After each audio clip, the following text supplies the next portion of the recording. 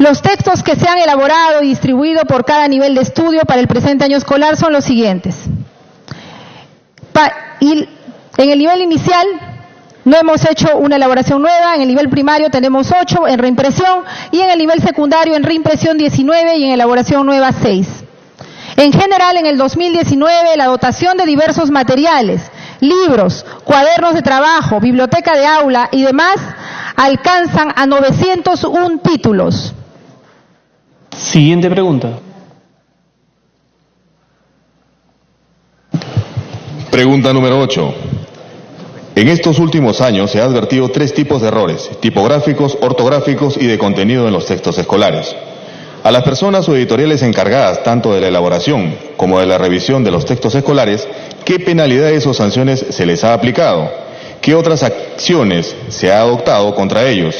¿Existe alguna política de confidencialidad respecto al acceso y divulgación de quienes formulan los textos escolares, en particular los que desarrollan los temas referidos a la ideología o enfoque de género? Señora ministra. En relación a las responsabilidades por errores en los textos educativos, el Ministerio de Educación ha realizado diversas acciones disciplinarias, como ya lo he mencionado. Además, a la fecha, hay 6 procesos administrativos disciplinarios que se han instaurado en relación al texto de desarrollo personal y ciudadanía del tercer grado, a los procesos que me referí al absolver la pregunta 6. Adicionalmente, existen 11 procesos administrativos disciplinarios que se encuentran en trámite, de los cuales 2 están próximos a concluir luego de seguir el debido proceso.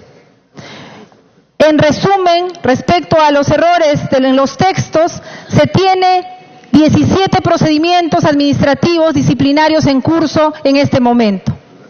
Por otro lado, no existe ninguna política de confidencialidad respecto a la elaboración de los materiales educativos del Ministerio de Educación. Tanto los materiales educativos que se elaboran o aquellos que se adquieren a través de proceso de licitación, se incluyen en los mismos materiales los créditos, como ustedes lo han podido ver. Ahí se consigna el nombre de los equipos, las personas responsables de los diferentes procesos que intervienen en la elaboración. Aparecen señalados el responsable pedagógico, los autores de las propuestas de contenido, el equipo editorial de cuidado de edición y responsables de la línea gráfica. Siguiente pregunta. Pregunta número 9. La Constitución Política del Estado, en su artículo 13, señala que los padres tienen el deber de educar a sus hijos y el derecho de participar en el proceso educativo. En este contexto, ¿cuántos padres de familia se ha consultado el denominado enfoque de género y por cuánto tiempo? Precise con qué colectivos o instituciones de padres se realizaron estas consultas. Señora ministra. Con arreglo al marco constitucional y normativo, el Ministerio de Educación es el ente rector en el sector educación y tiene la responsabilidad de conducir el proceso de planificación de la educación y la elaboración y diseño de los currículums básicos de los niveles y modalidades del sistema educativo, estableciendo lineamientos técnicos. La construcción del currículo es fruto de un proceso de consulta amplio con distintos actores educativos, incluyendo la comunidad educativa, de la cual los padres y madres de familia son parte, las organizaciones sociales y comunales de la sociedad civil, así como otros sectores del Estado. Los avances se hacen públicos a través de diversos documentos que sirven de fuente para acoger aportes e incorporar recomendaciones surgidas de las distintas reuniones focalizadas, temáticas y especializadas. Especialmente el Currículo Nacional de Educación Básica, que tiene el enfoque transversal de igualdad de género, es producto de un amplio proceso de difusión y consulta con la comunidad educativa, junto con los 6 enfoques transversales que son parte del Currículo Nacional. Estas consultas han permitido incorporar las recomendaciones de docentes, expertos de educación y funcionarios de diversos sectores, públicos y privados, nacionales e internacionales. Los aportes de los padres y madres de familia se acogieron a través de mesas regionales y de una encuesta virtual que recogió la opinión de 40.000 usuarios de la web del Ministerio de Educación entre los años 2014 y 2015. Siguiente pregunta. Pregunta número 10. ¿El CNE, Consejo Nacional de Educación, o alguna dependencia del Ministerio de Educación propició, impulsó y o logró la participación de los padres de familia para el PEN 21, Proyecto Educativo Nacional 2021? ¿Se ha garantizado la participación de los padres en la elaboración del PEN 36, Proyecto Educativo Nacional 2021? Señora ministra. El proceso de elaboración del Proyecto Educativo Nacional al 2021 se desarrolló entre el año 2002 y 2007. El Consejo Nacional de Educación formuló la propuesta del Proyecto Educativo Nacional en 3 etapas de diálogo con distintos actores sociales, entre ellos los padres de familia. Participaron de 2 maneras: en su rol de miembros de la comunidad educativa vinculada a la institución educativa de sus hijos, así como en su rol de promotores del proyecto a través de las APAFAS, que a su vez integraban los consejos participativos regionales de educación. Asimismo, en el año 2007, con el Proyecto Educativo Nacional aprobado, el Consejo Nacional de Educación y el Ministerio de Educación organizaron en todas las escuelas del país jornadas de reflexión para que los estudiantes, docentes y padres de familia lo conozcan y se apropien de sus contenidos para reflexionar sobre los cambios que proponían y qué compromisos asumir a partir de su experiencia en la comunidad educativa y su aporte a la institución educativa. En dichas jornadas de reflexión se contó con instituciones promotoras como los consejos participativos regionales, los COPARE, y las asociaciones de padres de familia, las APAFAS. Igualmente debo señalar que el Consejo Nacional de Educación ha diseñado mecanismos de participación que permitirá recoger las opiniones de los ciudadanos en el proceso de consulta y movilización para la formulación de nuevo proyecto educativo nacional que va a ir al 2036. La participación de los padres de familia a nivel nacional es promovida desde el diseño de diferentes mecanismos a cargo del Consejo Nacional de Educación. Uno de ellos son las jornadas por la educación, la consulta virtual, y estos mecanismos se han señalado en la directiva del año escolar 2019, donde se establece la participación de la comunidad educativa, que por supuesto incluye a los padres de familia. Asimismo, el Consejo Nacional de Educación ha conformado en cada región del país grupos impulsores que son autónomos y se constituyen un pilar fundamental para el éxito del proceso de consulta y tiene entre sus integrantes diversos colectivos de padres y madres de familia.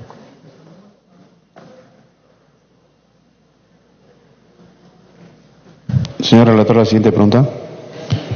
Pregunta número 11. Si la demanda de Padres en Acción, que solicitaba la exclusión del enfoque de género del currículo escolar, fue declarada fundada en parte, en primera instancia el 13 de julio de 2017, por lo que el Ministerio de Educación estaba prohibido de publicar y distribuir cualquier material sobre ideología o enfoque de género, ¿por qué, existiendo un mandato judicial de la primera sala que prohibía al Ministerio de Educación promover esta ideología o enfoque, la incluyó desacatando la disposición judicial desde el 2018? ¿En qué fecha fueron elaborados y aprobados los materiales educativos? El Ministerio de Educación no elabora materiales educativos que promueven ninguna ideología de género. Lo que promueve es la igualdad de oportunidades para hombres y mujeres, el respeto a la diversidad y la eliminación de estereotipos a través de un enfoque de igualdad de género. A partir de la demanda de acción popular contra el Ministerio de Educación, el Poder Judicial resolvió declarar nulo el acápite que dice: si bien aquello que consideramos femenino o masculino se basa en una diferencia biológica sexual, estas son nociones que vamos construyendo día a día en nuestras interacciones. Es así que el Ministerio de Educación, respetuoso de las disposiciones del Poder Judicial, no utilizó el concepto que se desarrolla en ese extremo en ningún recurso educativo elaborado a partir de esa fecha. Siguiente pregunta. Pregunta número 12. ¿Se ha identificado a los responsables directos de la inclusión de los links en los textos escolares? ¿Qué medidas se han tomado para iniciar el proceso de inhabilitación de los funcionarios involucrados para trabajar en el sector público, sobre todo en el Ministerio de Educación? El proceso de deslinde de responsabilidades y procesos administrativos instaurados contra 6 servidores, 5 de los cuales ya no trabajan con nosotros, está en desarrollo. Las sanciones que puedan imponerse con arreglo a los procedimientos y plazos de la Ley del Servicio Civil, como son de suspensión y destitución, pueden conllevar a la inhabilitación para el ejercicio de la función pública. En este momento estamos siguiendo el proceso y tenemos que ser respetuosos del debido proceso. Adicionalmente, conforme lo expresé en una respuesta anterior, mi despacho solicitó al Ministerio Público que inicie las investigaciones y acciones penales que correspondan. En esta línea, la Procuraduría del Ministerio Público ha interpuesto la denuncia penal contra 5 presuntos responsables por el ilícito penal del artículo 377 del Código Penal vigente. Asimismo, mi despacho solicitó, como ya lo señalé anteriormente, al órgano de control que se realicen las acciones de control correspondientes. Siguiente pregunta. Pregunta número 13. En el seguimiento al Proyecto Educativo Nacional 2007-2021, se advirtió durante el desarrollo de las mesas de consulta sobre textos escolares que los aspectos referidos a género y violencia, terrorismo, fueron manejados de manera inadecuada, tanto en la organización así como entrega de los materiales, metodología y personal sin manejo suficiente. ¿Tenía conocimiento de esta información? ¿Qué acciones realizó? ¿Por qué no fue una de las primeras acciones de su gestión? En el mes de mayo de 2018, el Viceministerio de Gestión Pedagógica organizó mesas de consulta de textos escolares en uso y algunas fichas de textos que se estaban construyendo y que contenían temas de género y terrorismo. En dichas mesas participó el Consejo Nacional de Educación, órgano consultivo, que expresó su opinión técnica sobre el desarrollo de las mismas. En el documento Opinión Técnica se plantearon algunas observaciones sobre la metodología utilizada para la revisión de la consistencia técnica de los textos, advirtiendo que el tiempo establecido para la revisión era insuficiente, 3 horas, que se requería de profesionales con formación y experiencia para una labor de esa naturaleza, entre otras debilidades. El análisis y las recomendaciones planteadas por el Consejo Nacional de Educación en dicho documento han servido, junto con otros elementos, como base para una de las primeras acciones que he tomado en mi gestión, como es la conformación de la mesa de trabajo para la revisión de los textos escolares de los niveles de inicial, primaria y secundaria en la modalidad de educación básica. Esta resolución es la número 175-2019, que se ha instalado esta comisión el día 23 de abril del 2019. Siguiente pregunta. Pregunta número 14. Cada año se plantea cumplir con metas sobre los objetivos en la educación. ¿Podría precisar si estas metas se logran cumplir en relación al aprendizaje y si los textos escolares son herramientas útiles para poder alcanzar dichos objetivos? Para que responda, ministra. Los resultados de evaluación censal 2018 en cuarto grado de primaria muestran un incremento en matemática y en lectura en el nivel satisfactorio respecto al 2016. Situación distinta es la de los estudiantes de cuarto grado de primaria de educación intercultural bilingüe, pues hay un descenso considerable en el porcentaje de estudiantes en el nivel satisfactorio en el año 2018. Si vemos en progresión los resultados de la evaluación censal de segundo grado de secundaria en los años 2015, 2016 y 2018, muestran una tendencia creciente en los logros de aprendizaje de los estudiantes en matemáticas y en lectura. Sin embargo, la misma evaluación censal muestra que pese a la mejora, el Perú como país tiene grandes retos frente al aprendizaje de sus estudiantes. De hecho, los resultados de la prueba en castellano como segunda lengua revelan un descenso en el año 2018. Igual pasa con ciencias sociales en el 2018. Igual con los resultados de matemática y lectura en el segundo grado de primaria. Siempre hablando de promedios nacionales, porque al desagregar los datos, algunas regiones están mostrando una tendencia de crecimiento como resultado de un esfuerzo sostenido y continuo para abordar el conjunto de factores que intervienen en el aprendizaje. Precisamente, uno de esos factores que inciden favorablemente en el aprendizaje son los materiales educativos. Y eso lo dicen estudios internacionales realizados por la UNESCO. Constatan que los niños y niñas que tienen libros de texto y cuadernos personales para cada una de las disciplinas obtienen logros mayores. Los mismos estudios señalan que la incidencia positiva en el aprendizaje de los estudiantes radica en la disponibilidad de estos recursos, en especial de libros de textos, asociada a su uso pedagógico adecuado. Los recursos educativos, asimismo, contribuyen a las mejores prácticas pedagógicas de los docentes. El Estado, en tanto responsable del cumplimiento del derecho a una buena educación para todos y para todas, debe garantizar que los materiales educativos, en especial los textos escolares, lleguen a toda la población escolar acompañada de otras acciones referidas al trabajo pedagógico de los docentes. Siguiente pregunta. Pregunta número 15. Respecto a la denuncia interpuesta en su contra, ¿cuándo se tomó la decisión de suscribir la adenda del contrato 002-2014 Minedu SG OGA Guavas APS? ¿Tuvo conocimiento de ello o se suscribió a sus espaldas? ¿Cuál es la línea de responsabilidad en la toma de decisiones? ¿Un funcionario bajo su mando puede tomar ese tipo de decisiones sin consultarle? Respecto a la adenda del contrato referido, esta adenda fue suscrita en julio 2014, es decir, varios meses después que yo concluyera mis funciones en la dirección de primaria, las cuales concluyeron el 31 de marzo del 2014, razón por la cual el órgano de control institucional del Ministerio de Educación, en su informe, no concluyó que la suscripción de dicha adenda fuera mi responsabilidad. Además, tengo conocimiento que dicha adenda fue suscrita por el jefe de la Oficina General de Administración, siendo que dicho funcionario fue el que suscribió el contrato original. Siguiente pregunta. Pregunta número 16. La Comisión de Educación y diversos congresistas, de manera independiente, solicitaron información mediante diversos oficios al Ministerio de Educación respecto del proceso de elaboración y reedición de los materiales educativos, que hasta el momento no han obtenido respuesta. ¿Existe alguna política de confidencialidad respecto al acceso y divulgación de quienes formulan los textos escolares, en particular los de ideología o enfoque de género?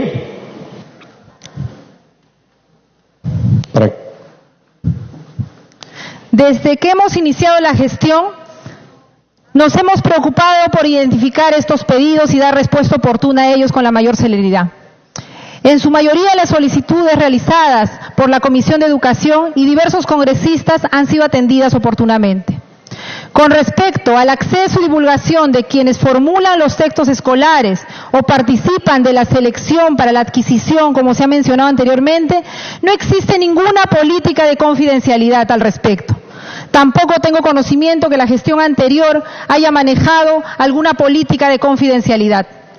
Cabe resaltar además que no se ha elaborado ningún material específico sobre el enfoque de género.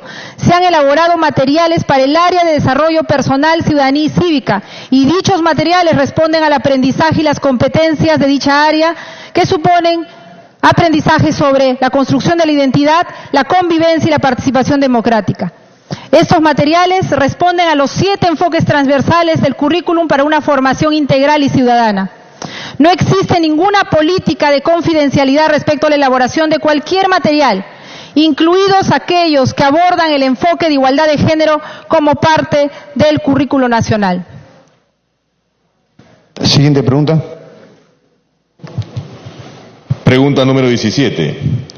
¿Desde cuándo tiene conocimiento que según el oficio 076-2018 Minedu BMG P Digerdes, los cuadernos de trabajo para estudiantes del curso de inglés virtual B1, B2 y C1 se encuentran sin uso, sin aplicación y acumulados en las instituciones educativas de jornada escolar completa, y que pese a ello se habría renovado el contrato con la empresa proveedora, pese a existir errores tipográficos y gramaticales?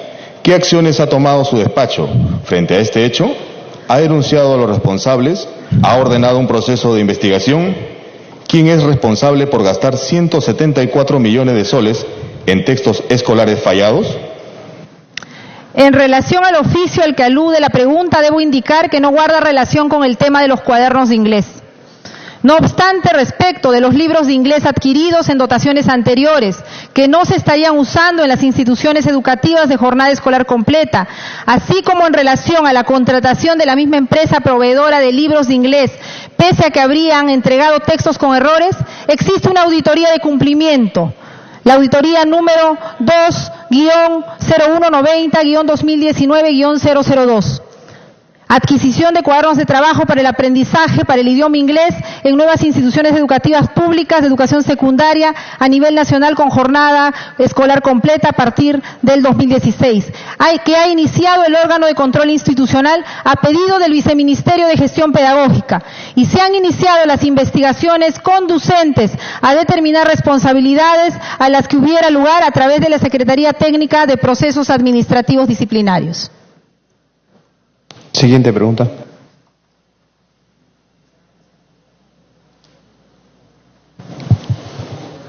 Pregunta número 18.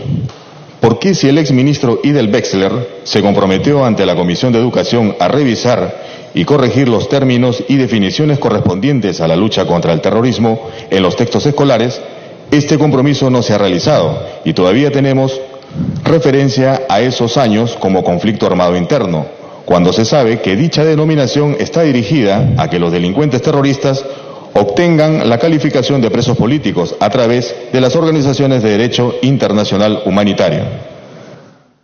Para que responda. El Ministerio de Educación, como parte de un Estado de Derecho, tiene que ajustarse a las normas y principios jurídicos, así como usar los textos oficiales del Estado peruano como referencia.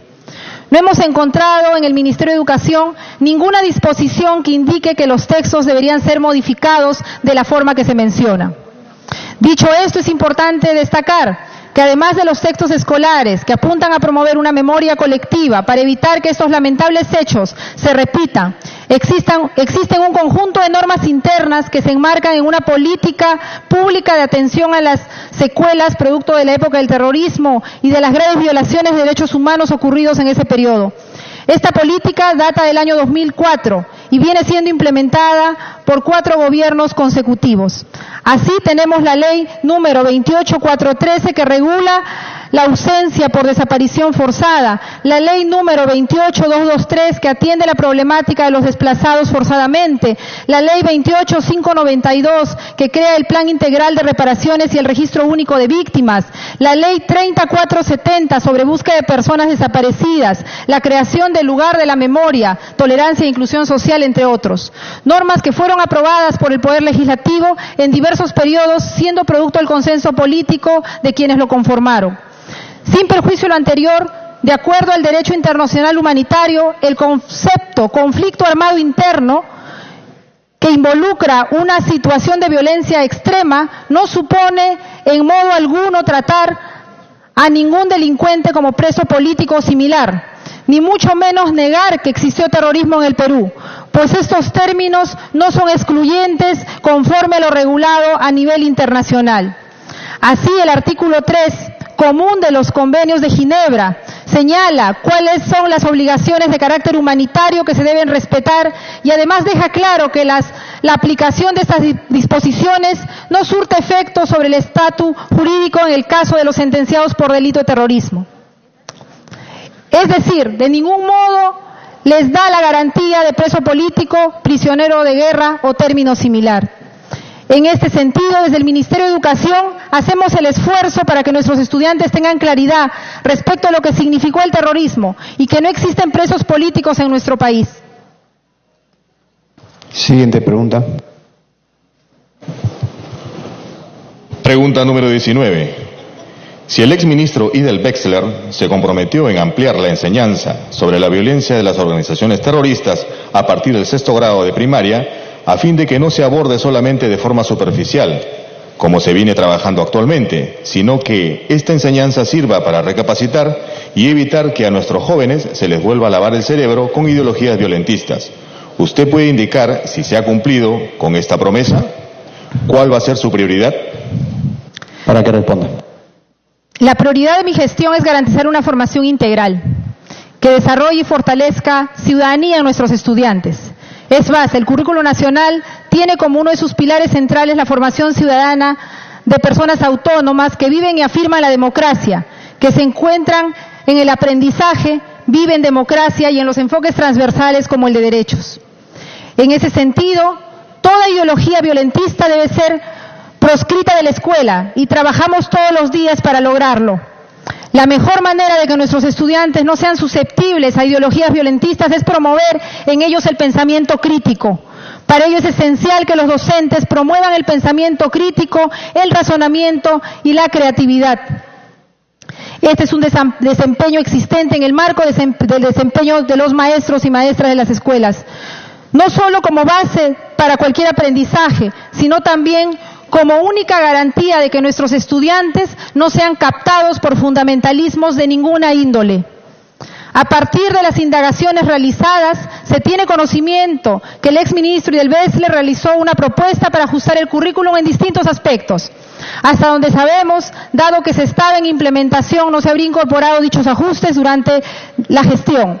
Sin embargo, es importante señalar que el tema ya viene siendo tratado desde sexto grado de primaria. Desde la dotación 2017 se trata el tema del terrorismo en una sección de la unidad 8. Las actividades y la información de dicho texto buscan desarrollar el pensamiento histórico y crítico en los estudiantes a través del análisis de diversas fuentes de información y así analizar e interpretar los procesos históricos.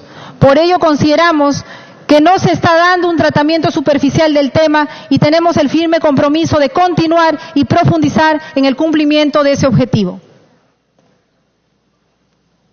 Siguiente pregunta.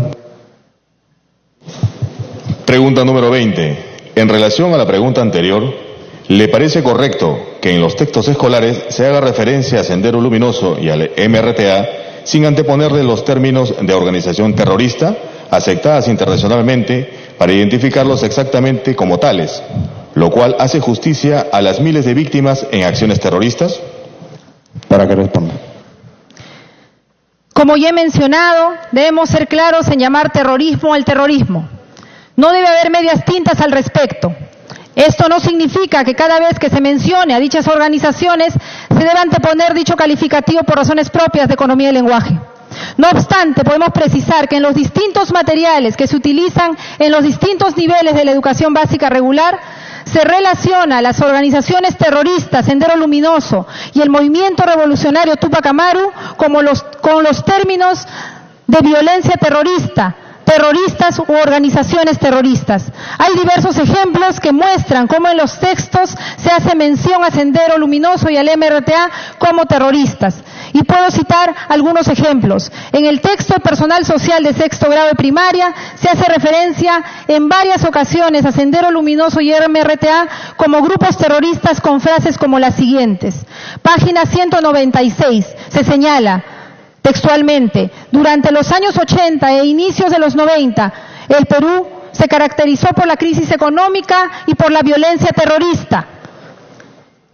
Sigo con las citas textuales. Las rondas campesinas buscaron contener la incursión de los terroristas. Sigo textualmente. Se trataba de grupos organizados que se armaban para enfrentar y expulsar a los terroristas. En todos los textos hay una referencia a llamar terroristas, a llamar terrorismo en los nombres y en la dimensión que se tiene que decir. Y así, en la página 197, en el subtítulo, se habla de la época de violencia terrorista y se menciona textualmente: en 1980, Sendero Luminoso declaró una lucha armada contra el gobierno peruano para eliminarlo y así poder tomar el control del Estado. La actividad terrorista de este grupo comenzó en el departamento de Ayacucho y posteriormente se extendió por el resto del país. Su accionar se caracterizó por el uso de la violencia y la vulneración de los derechos humanos. Esto que estoy leyendo son citas textuales de los libros. Así como estos ejemplos en los textos, tenemos un sinnúmero de ejemplos que podríamos seguir diciendo donde se menciona la acción terrorista. Siguiente pregunta. Pregunta número 21. ¿Cuál es el fundamento para utilizar a lo largo de los textos contenidos en los libros que se refieren a la lucha contra las organizaciones terroristas Sendero Luminoso y Tupac Amaru el término subversión en lugar de terrorismo, lo cual termina beneficiando a los delincuentes que integraron estas organizaciones terroristas al darles argumentos para considerarse prisioneros de guerra, amparados por el derecho internacional humanitario. Para que responda. Como ya lo hemos dicho anteriormente, la aplicación del derecho internacional humanitario a lo sucedido en el Perú no le otorga a los terroristas y organizaciones la categoría de prisioneros de guerra. Es más, esta categoría está reservada exclusivamente para los conflictos armados internacionales, lo cual definitivamente no fue nuestro caso. Como cabe indicar que en los materiales no se usa el término subversión en lugar del término terrorista, sino que se usa además el término de terrorismo.